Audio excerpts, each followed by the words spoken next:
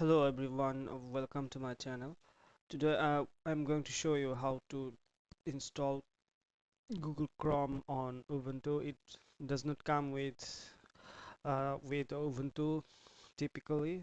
You have to download and install. So you might when you are beginner you might struggle how to install it. You won't find in App Center. There is a many ways. So I will show you the easiest way. You have to search the Google Chrome download for Ubuntu and just click here, download installer, and it will download download in your folder. Let's check it out. Yeah, this is here.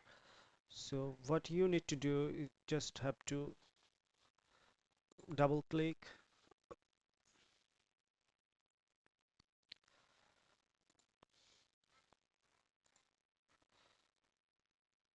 Okay, it's already installed. So not double click. You have to open with App Center. Okay. You just need to right click and open with App Center, and that's it.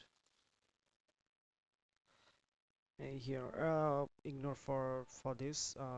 It will give an install option, and you can. I already installed, so there is no install option.